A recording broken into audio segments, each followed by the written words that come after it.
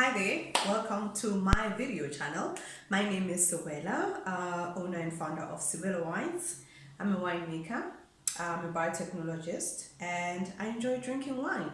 So welcome to this channel where we learn about wine, where we talk about wine, where we teach about wine, and where we make wine at home. So this video follows the preparation that we have done on the part one, how to make your wine at home. We're going to be using as a recipe to make orange wine.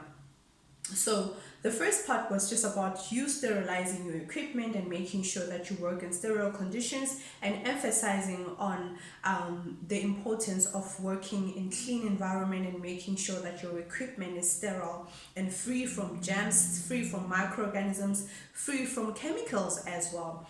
And I'm going to be starting with my mash preparation in 24 hours, right? But before I do that, I have another important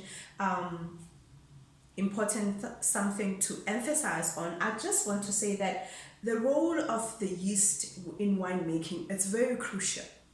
But also we need to know that yeast is a living microorganism.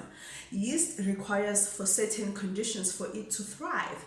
The purpose of you introducing yeast into the wine, introducing nutrients into the mast or the juice at an initial stage of your fermentation process, is to allow the yeast to basically multiply.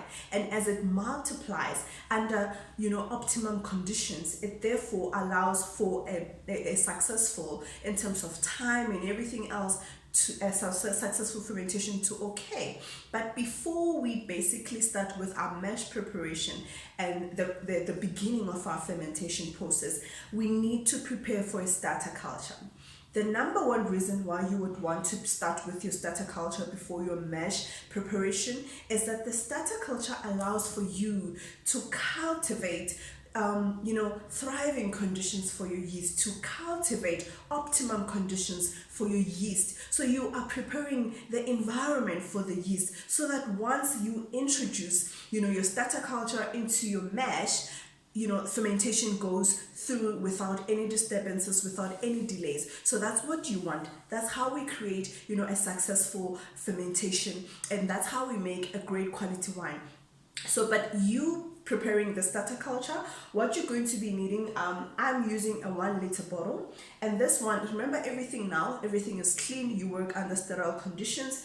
Everything that you're going to be using need to be clean, sterilized, and free of microorganisms. So I've warmed up water, 340 mils of water, which is about a cup of water, and I needed to warm it. And please make sure that when you introduce your yeast into this liquid, your liquid is not that hot. I know I've warmed it, but it's just that to heat things up, yeast requires a little bit of high temperature for it to start performing great. So what I'm gonna need is that I'm gonna need some yeast. So I'm gonna put a teaspoon of yeast. I'm also gonna put 3 teaspoons of sugar. I'm not gonna add citric acid to it because I'm using orange, and I think orange is supposed to have a good source of citric acid and acids in general.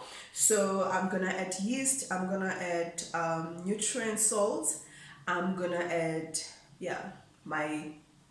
it's yeast, nutrients, and what else am I forgetting?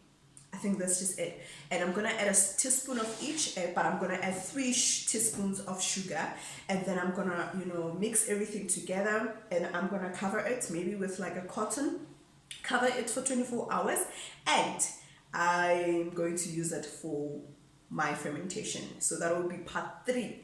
So hopefully my yeast will be happy, and as soon as I introduce it to my fermentation vessel, to my mash, it's gonna start fermenting like a pro. Thank you so much for watching. For more on everything else that we do, please visit www.sibelawines.co.za. Get hold of our wines, get hold of information regarding our wine courses for beginners. We also have a variety of gift ideas that you can give to a wine lover.